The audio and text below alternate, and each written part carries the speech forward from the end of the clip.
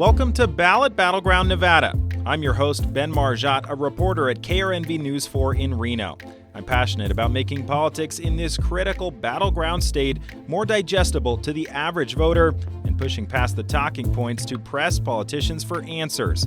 On this show, we take deep dives into the people, ideas, and debates shaping Silver State politics.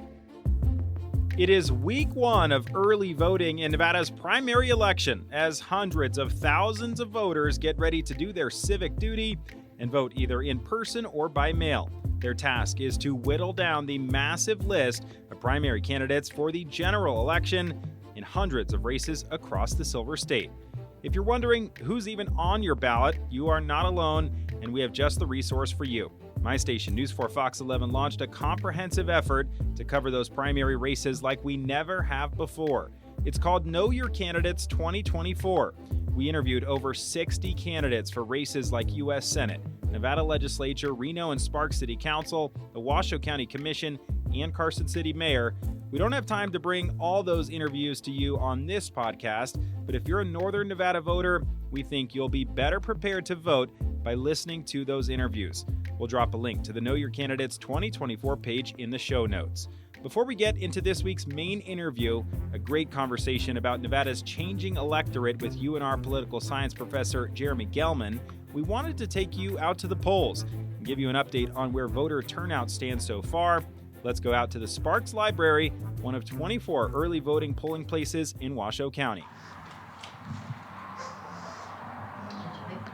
As you heard there, it was a quiet start to early voting on the holiday weekend. Just 561 people voted in Washoe County Saturday. Less than 5,000 people voted in person statewide. Sunday and Monday were even slower. Okay, thank you. I will. It picked up to start the work week with 4,300 people voting in person statewide on Tuesday. Still, regardless of how many people vote in person, the overwhelming majority of people will never go to a polling place and instead cast their mail ballot. As of Wednesday morning, over 45,000 Nevadans had voted by mail. Over 3/4 of people are choosing to vote by mail so far. Total turnout is about 59,000, so turnout sits at 3%. Is turnout higher or lower than in years past? There's really not a great comparison. The last primary in a presidential election cycle was 2020, and because of COVID, it was a mail-only election, so it's really an apples and oranges comparison. We'll have to wait until Election Day to see if turnout surpasses the 29.5% mark that we saw in 2020, when 481,000 Nevadans voted in that election. Now to the bulk of this week's show with Jeremy Gelman, a poli-sci professor at UNR. We chatted about the GOP primary for U.S. Senate, the other contests he's following closely, and a deep dive into Nevada's changing electorate. How have Nevada's demographics shifted in recent years? Does that mirror national trends? And what does that mean for November? I'm so glad we were able to get Professor Gelman on this week. I think you'll really enjoy our interview.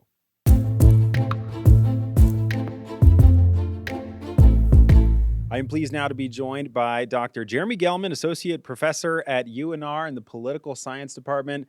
Mr. Gelman, Jeremy, thank you so much for being here. We appreciate it. Thanks for having me, Ben. It's always good to talk to you. Making some time for us after probably a busy couple of weeks at the end of semester for you.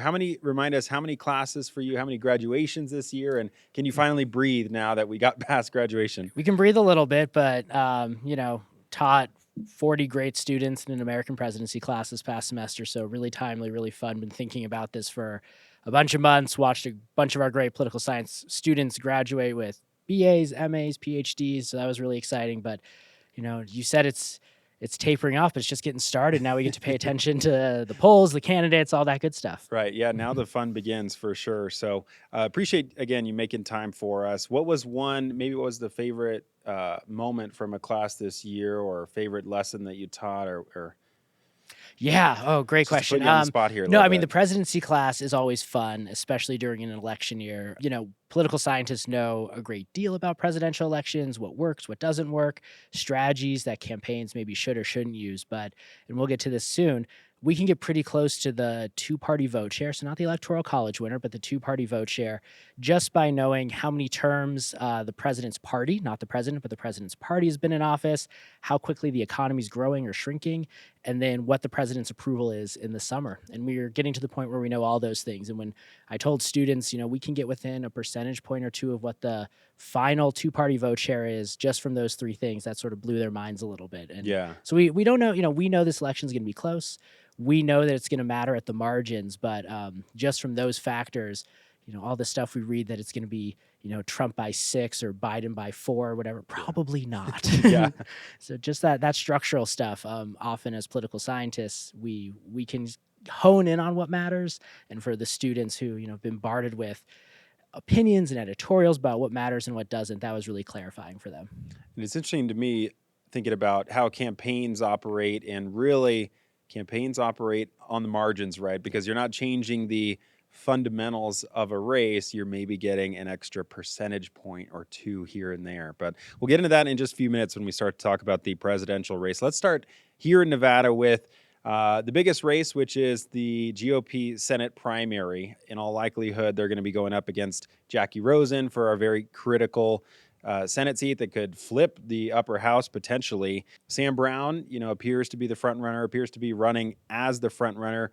What have you gleaned from watching this primary unfold so far, and how different challengers have tried to kind of take him on, and his strategy that we've seen so far, which appears to be kind of staying back, if you will? Yeah, no, for Sam Brown, I think the best way to think about this is a multi-year strategy, right? He ran against Laxalt, knowing he probably wasn't going to get that nomination, but he ran a strong primary campaign that obviously got the attention of the National Senate, the National Republican Senatorial Committee, the NRSC. For him, he probably knew he wasn't going to run against Catherine Cortez Masto, but this is, coming hopefully for him, fruition, this plan coming to fruition over really a 4-year period. So I think he's been running as a front runner because he's had his eye on this seat. And this is me sort of getting at what I understand his intentions to be. I haven't asked him personally, but yeah, I think he ran a strong primary campaign against Laxalt with the intention of running against Rosen. And so I think he is running as a front runner. He's gotten that message from national Republicans. They'll support him. Obviously, the contours of this race is, will Donald Trump endorse? Jeff Gunter hopes he will on his side. He obviously knows Trump and maybe knows him a little bit better, or at least has more of a relationship with him than Brown does. He served in his administration as an ambassador. But I think it's really going to come down to those two, and we can see what's going on. Brown is hoping to ride this name recognition and this money that's coming in from the NRSC and the National Party to what he hopes to be a pretty comfortable win. Gunter's, made those ad buys. He's trying to, I think, hopefully create some momentum to get Trump's attention, or at least the Trump camp's attention, to either withhold an endorsement or maybe endorse him. That's probably his best move at this point, is hoping these ads, bringing in Republicans from sort of his wing of the party makes a dent. But if it doesn't, I suspect Sam Brown will sort of skate by on Election Day. Yeah, if there was to be an endorsement from Trump in favor of Dr. Gunter, potentially something that could shake up the race, but it seems, according to some polling, and granted, the one poll that I'm looking at from the Terrence Group, I believe, was an internal poll, so we always are a little skeptical of those, right? But that one had Brown up by 50 points or something like that. So yeah, I suspect he's getting a fair amount of polling from national Republicans. He probably has his own polling outfits, and that if he wasn't getting the same information, he'd be acting really differently. For him, when you have a big lead like that, you don't engage, you don't debate, you don't do all the things that you need to drum up votes. And I would guess he's seeing the same amount of polling when he's talking to voters. He's probably getting a lot of recognition from them. They say they know who he is. They say he knows what they're running for. If there was concern on his part, I think he'd start acting pretty differently. Sure. Yeah. And to point out for listeners who didn't catch our previous episode where we interviewed the top GOP Senate candidates, you didn't hear from Sam Brown because he initially booked a time slot to come in for an interview here at News 4, and then ultimately said he had a scheduling conflict and didn't reschedule. And that's been, he's been a little difficult to track down in this primary cycle as he tries to run that front runner campaign, if you will. So what other races? We go a little bit more down ballot. Any other races as we kind of start to preview a lot of these races on News 4 that you're following especially closely for the June primary, in addition to that Senate primary? I think there's two things that are really interesting that are happening for the state assembly and Senate. The first is, will the Democrats gerrymander deliver them a supermajority? And so there are certain seats that are going to be they're looking to flip. The state Senate seat, the 15th district, right in West Reno. Yeah. They have two prominent Democrats, local Democrats running, Naomi Dewar and Angie Taylor, Who wins that primary? I have no idea. It's a coin flip. They have very similar issue positions. They're both pretty well embedded in the community. But I would suspect, based on how Democrats redrew that district from, tilting Republican to tilting Democratic now, they would be the favorite going into it. Most people know who they are. There are other races, though, where that might matter. There's, races where Republicans won seats, by a few hundred votes in the last cycle that Democrats are trying to flip. So those are going to be really interesting. The other aspect of this that I think is going to be important or interesting to think about, both for this election, really for the future of Republican politics in Nevada, is how Joe Lombardo's endorsed candidates do. There isn't really a statewide Republican who endorses that has sort of that same political machine that the Democratic Party does, where they share operatives and campaign staff and can really weigh in on races that animates Republican voters. He's endorsed across a bunch of primary races, a lot of them in Clark County, so they may not be as familiar to folks up here in Washoe. But whether or not those folks win their primary and then even win their general election, I think is a good test of his influence in the party. Obviously, him and the state party were at odds when he ran and won his governor's race 2 years ago. So whether or not he sort of builds his political clout through these races, I think is a really interesting aspect of this. Yeah, I haven't followed. I need to go through and do like a Lombardo endorsement tracker and then circle back, after this election and see how they do, because that's his sole focus right now. No legislative session this year. We're not in a legislature, so that's probably a top priority of his, is getting out and supporting some of these candidates in these legislative primaries, because he wants to keep some shred of power, Yeah, and it's preventing the supermajority, I think, is the first thing that's on his mind, right? That saps his power with his veto. But the other thing is he's going to need a list of statewide candidates to run with him, likely in another 2 years, and where those folks come from is often the legislature, or people who ran and maybe unsuccessfully for the legislature, but usually the legislature. And he wants people who support his positions, have some loyalty to him. So he's looking to build that bench at the state level, and this is really the election where he has a chance to do that. Yeah, a little long-term thinking mixed into that as well. So what are we expecting when June 11th rolls around? To me, it's a little bit difficult to predict in terms of turnout and how this is all going to play out, because 4 years ago, comparing to the last presidential cycle when we had the June primary, all mail election. There was no in-person, there was no early voting because of COVID, of course.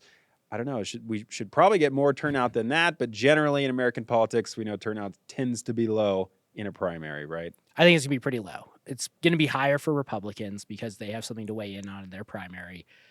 Rosen's going to win this primary. And so Democrats, maybe in some of these harder fought seats like the state Senate seat in 15, where they're getting probably bombarded with, messages and mail and all that sort of thing, there might be higher turnout, but it's going to be low. I mean, people are going to few thousand votes in some of these places. It's in some of these smaller, assembly districts for certain parties. It's not going to be a gangbusters turnout election. Yeah, check the numbers this morning. Back in 2020, again, all mail. We were locked down in our houses. I think you had nothing else to do, and you said nothing else to do except fill out a ballot. And even then, only 481,000 Nevadans voted in that primary, just 29%. So less than a third. Even when we had nothing else to do in the heart of COVID. So there wasn't a Senate race that year, if I remember right. Correct. And so it might be a little bit higher because that's sort of the big ticket item that we get, and especially on the Republican side, there's a real race, but yeah, it's not going to be high. Yeah, a bummer for democracy, but that's how it goes, and we're used to that, unfortunately.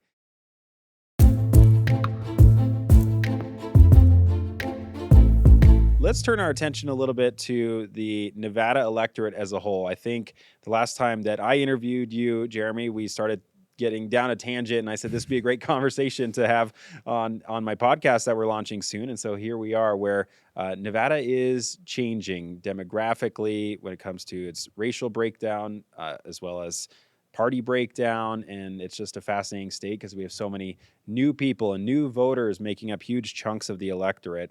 And from your perspective, does that make it kind of a little bit trickier to predict how the ball might roll when our electorate is changing rapidly and it's kind of dynamic in that sense? I think there's two parts to this. So there's one part that's tricky, which is Nevada is a terribly polled state. I don't mean the polls are bad. I mean, there are very few polls. And so it's very hard for us to get consistent crosstabs over time to figure out how different demographic groups are voting, whether it's by party affiliation, especially nonpartisan voters, which I think we'll talk about in just a second.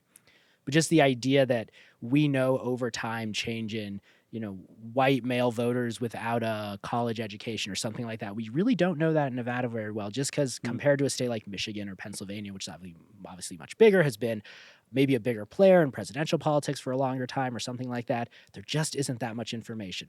But we know a lot about what's going on nationally and how the parties are sorting themselves.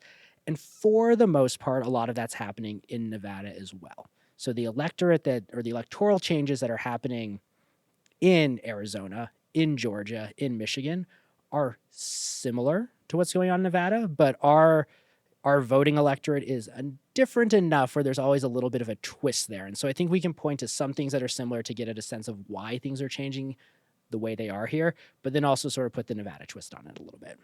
Looking back a decade or more, I mean, Nevada is becoming more and more diverse over the last many, many years, but in previous cycles, we might have thought that would have been a benefit to Democrats, whereas let's dive into some of this data maybe from Catalyst that shows a trend I think that we've seen a little bit nationally concerning for top Democrats, where they're losing a little bit of ground with Black voters, Latino voters, AAPI voters, right? A little bit. And so it sort of depends on when you put your frame of reference. So in 2004, George W. Bush won 40% of Latino voters nationally.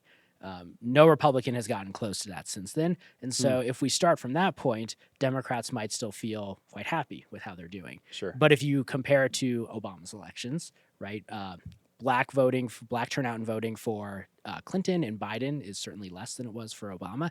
And same with Hispanic Latino voters in Nevada and nationally as well, for the most part. But it varies a little bit. To give you a sense of that, when we think about Hispanic Latino voting in the United States, people often say, Florida is so different than everywhere else, which is definitely true. But also so many Hispanic Latino voters are in California. And so the national trends often get obfuscated by what's going on in California.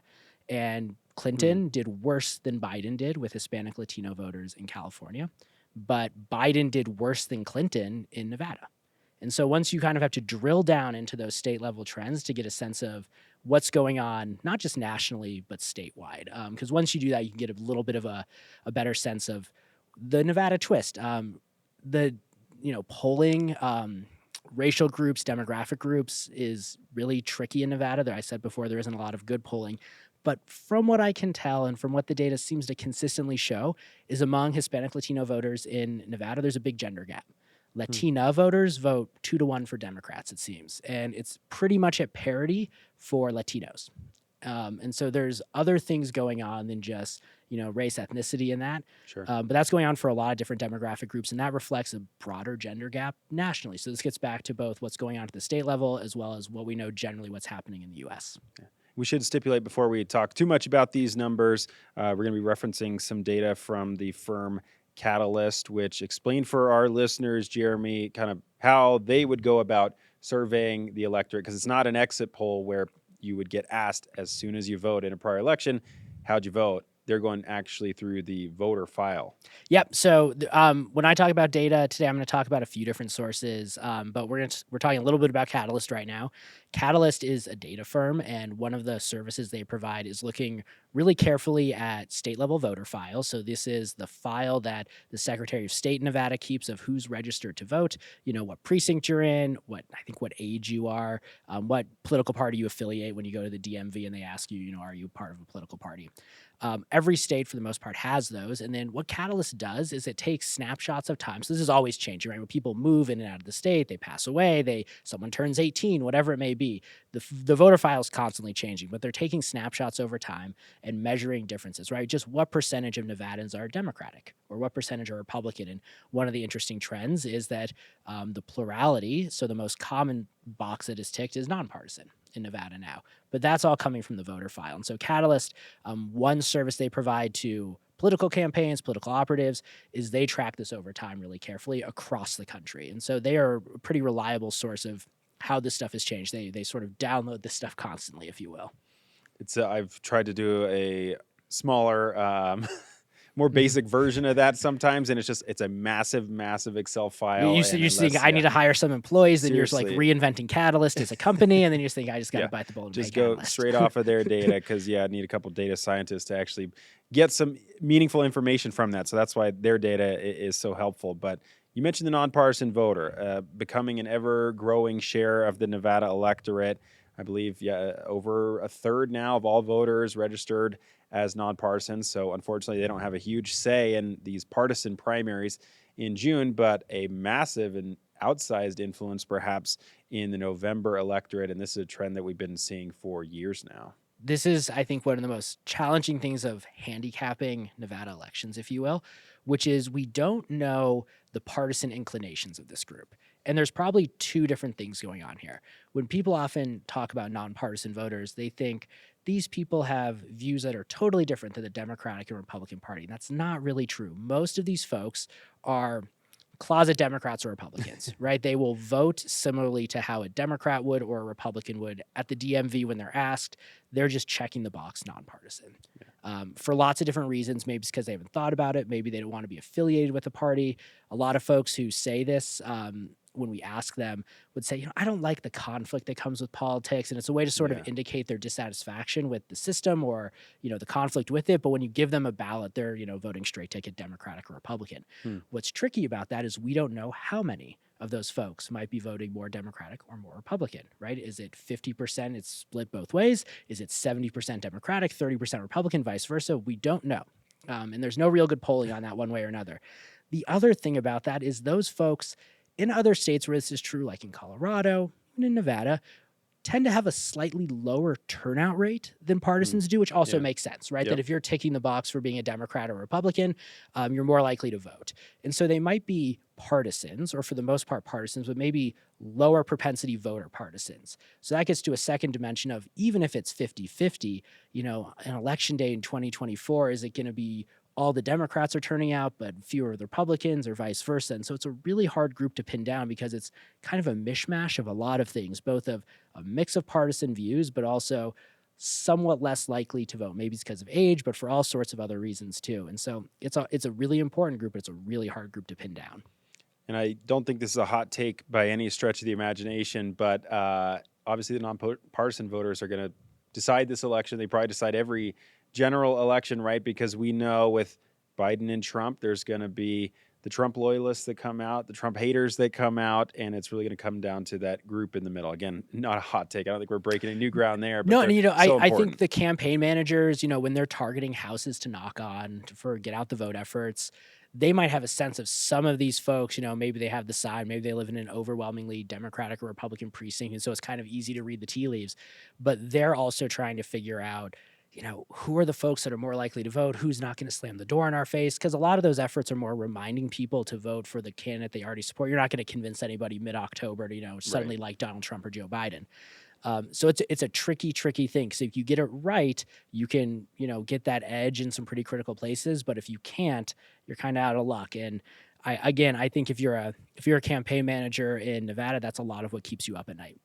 What are some other trends when it comes to Nevada's changing electorate, we'll call it, that stick out to you as someone who's looking at polls and exit polls and all this data regularly? Yeah, I think one really interesting thing to understand about national level politics that is showing up in Nevada right now is education polarization among white voters. This is a trend that we have identified, we being political scientists, not me, but other smart people have figured out that seems to be happening mostly among white voters. It doesn't seem to be spilling over into other racial or ethnic groups. But essentially, it's 60 years ago, if you were a white man who didn't have a college degree, you'd be a Democrat. And now you're a Republican. And that's a huge shift, and it's happened really recently, really in the past 15 to 20 years. There's obviously things that have built up over time to that point, but that's a really big shift in American politics. Nationally, about 40% of white men, for instance, have a BA degree. And in Nevada, it's 33%. And so when we're thinking about changing demographics nationally and things that are happening nationally, but how they're affecting Nevada, and we think through why might there be interesting shifts towards a Republican candidate in this election cycle, that probably has something to do with it. So similar trends like that where maybe the share of voters is pretty similar, right? We're not seeing, 20% changes in different demographic groups showing up or not, but people are changing their views, or as people enter the electorate, they might have been more likely to be a Democrat or Republican before. it's switched. And in Washoe, we're seeing something quite similar. Washoe is more highly educated than it used to be 20 years ago. And I think that has a lot to say about why Washoe is turning into a purple county compared to what it used to be a red county. It's an interesting trend for sure, and it's one of probably many different factors that plays into why Democrats have seen stronger success in midterm election cycles than I think we were used to maybe when I was coming and covering politics 8-10 years ago, right? Yeah, this is. You said you didn't have a hot take before. I'm going to give you a medium take, Yeah. which is a medium hot take, a warm take, which is, if you were following politics in the 1990s or beforehand, you'd always say, Republicans do better in midterm elections because those were folks that tended to turn out at much higher rates, right? They tended to be have more years of education, often were wealthier, that sort of thing. And especially the education polarization has flipped. And we know that education is highly correlated with voting, especially in off-year elections. One reason we might be seeing that Democrats are doing better in these is not some sort of Trump effect or something like that. It's that the demographics have switched. And what used to be something that was true 50 years ago is now different.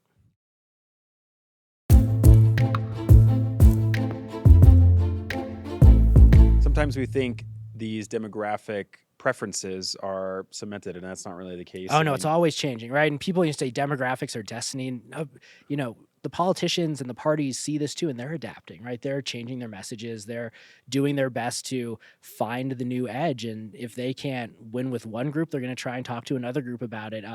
But if you take sort of just the long scope of how your grandparents might have voted and how they understood the Democratic and Republican parties and their issue positions and what groups were a part of them, yeah, some of those groups are still there, but some of those critical groups aren't, right? And that realignment has really accelerated in the past 15 to 20 years. So if it feels like a lot's going on and a lot's changing, the political scientists agree. Are Democrats worried that there could be a massive realignment when it comes to Latino voters, or do we think this is a short-term thing or a Trump-specific effect, or I don't know? Yeah, it's funny because it's how far you gaze out. There was sort of a lot of consternation among Democrats where there was some polling showing, they're doing worse with Hispanic, Latino, Black voters than they did 10 years ago. Compared to 20 and 30 years ago, the likely Black turnout rate for Democratic presidential candidates is almost a straight line if you zoom out far enough, right? Going between 85 and 93 isn't a particularly, curvy line. So even if it's, at the margin, it might matter for Biden, but it's not some sort of falling off the cliff. For, Hispanic, Latino voters, folks who study that will tell you, it depends on what state you're in, it depends on what community you're in, and it depends on how long people have, been in the United States and, what generation they're a part of. And it's a really complicated group to sort of pin down. And so making broad claims about it is really, really difficult. Yeah, according to that Catalyst data, just to reference that again, Latino voters supported Hillary Clinton by a 70 to 30% margin, I believe it was, in 2016, and that was down to 60 to 40% margin. So still overwhelmingly favoring the Democratic candidate, but a 10 percentage point shift is massive when we talk about trends that sometimes take decades to really see the full picture, right? Absolutely. And it's it varies by state, and I think that matters a great deal. One explanation for why Democrats have essentially lost Florida, right, is that the backbone of their voting electorate there, part of which were non-Cuban Hispanic Latino voters, has either become a smaller share of the electorate, which isn't always the case, but also is just sort of left for the Republican Party. That's going across a lot of different demographic groups. But, if you go to California, it's that state's not becoming more competitive. It's becoming less competitive probably. And so the story there is a little bit different as well. So those national level trends, I think when Democratic operatives and Republican operatives who maybe look with a lot of promise are seeing those, parsing out what's going on, especially outside California and Florida, is important. There's such large states with such a high percentage of Hispanic Latino population that it's important to recognize. But, what's happening in Arizona and Nevada is really important. But, for the story, I think in Nevada is one that probably worries Democrats and where Republicans feel more promise right now. And it's why we're seeing so much attention and money spent in Nevada when you look back at it, a Republican presidential candidate hasn't won here in 2 decades, right? I think it was George W. Bush in 2004. And yet there's still going to be an unbelievable amount of money spent here because Republicans feel like they're closer to being able to flip it than they have been in a while. We'll get to this at the end about what I'm watching. I think one of the most interesting questions to watch is how much money gets spent here. And if it's less than we think it's going to be, because I think we're going to talk about presidential polls in just a second, that might be an indication of how the parties feel about this.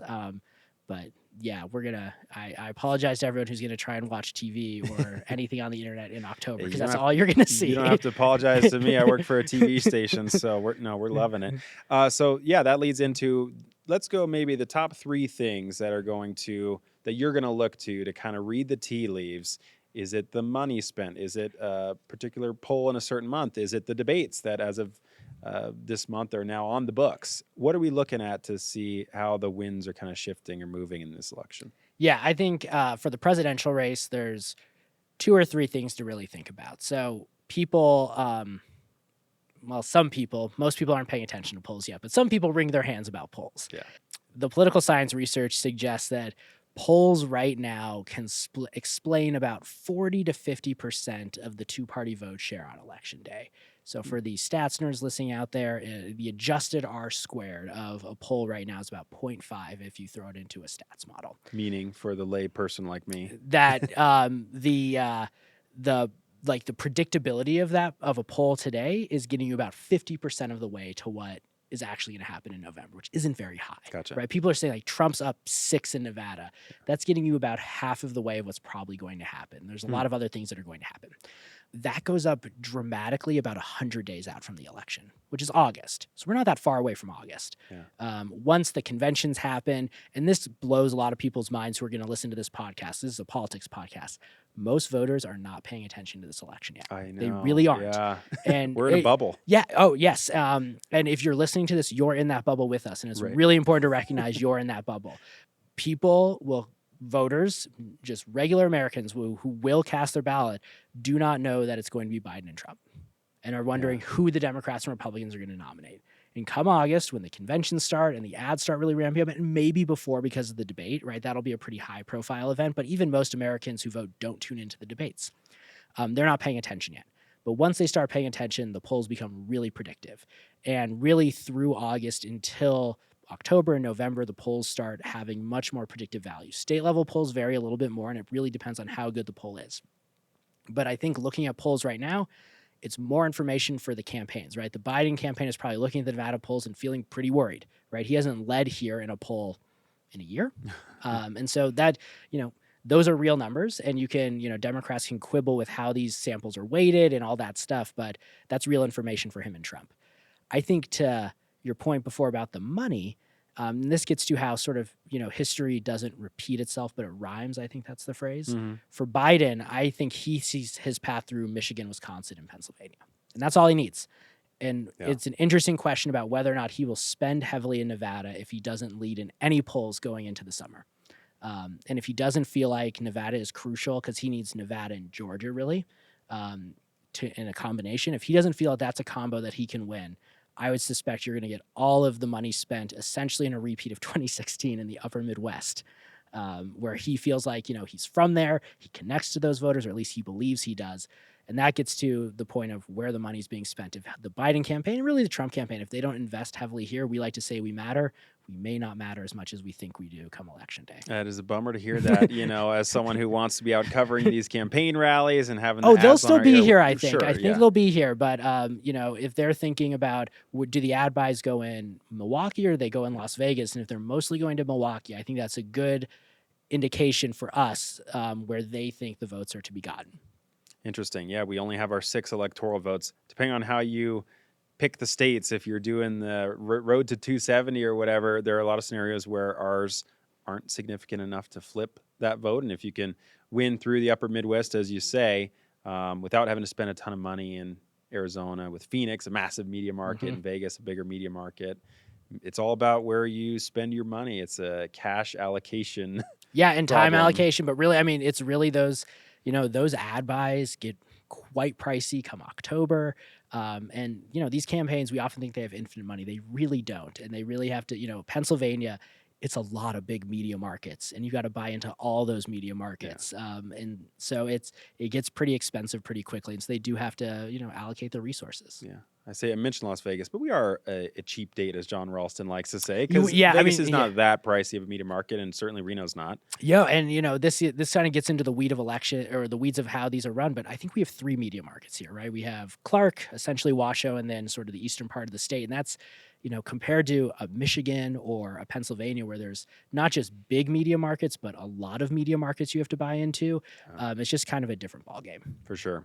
Okay, I'll put you on the spot here before we wrap up. What's one political book or show or article or something that you've read or watched recently that you think might be of interest to our listeners here? Oh, that's great.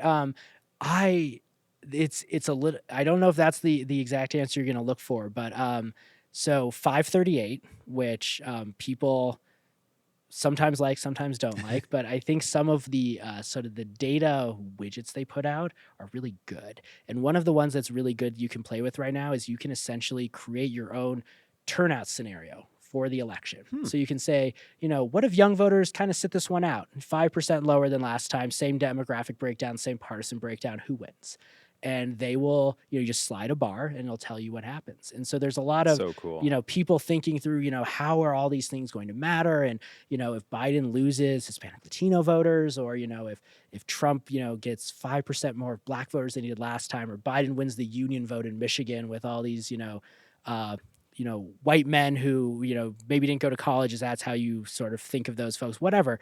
And you can just sort of mess around with it. And I think the interesting part of that, which folks don't really think about often, is that's not exactly what pollsters are doing. But pollsters weight their polls, right? They collect a representative sample, but then they think through, what do I think the electorate's going to look like? Yeah. And then they weight their polls based on that, and that produces that number. And you can kind of do that on your own. You say, what do I envision the electorate's going to look like? And then you get a sense of what would have to change for either Biden or Trump to do really well. Fascinating. We will put a link to that down in the show notes for our data wonk listeners who really want to get in there and mess around and play with the different scenarios. Yeah, I mean, kind of what's wild about it, I'll just sort of put the pitch in here, is there are some things you can change really drastically where it doesn't change the outcome, and some things where you can just change it a teeny tiny bit and it goes from Biden or Trump or vice versa really easily. Maybe that's a future episode idea where we just create 5 different scenarios and go over them. But hey, Jeremy, thank you so much. What a wonderful conversation. Really appreciate getting to chat with you and for coming on this show. I think that was really informative for our listeners and really sets the stage for not only the June primary, but the summer and fall as we get into the heart of this presidential election. So thank you so much. Yeah, thank you. Always a pleasure.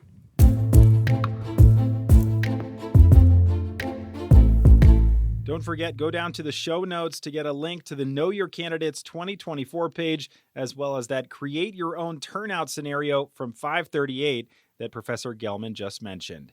If you made it to the end of this episode, I really appreciate it. If you have guest ideas, episode ideas, questions, comments, compliments, concerns, anything at all, feel free to shoot us an email to bjmargiott, Margiott, at sbgtv.com and put Ballot Battleground Nevada in the subject line. And if you have a minute, we would really appreciate it if you left a rating and a review, especially reviews. Those help the podcast show up higher in searches so more people can discover our show. Thanks so much for listening. Go out and vote, and we'll see you next week.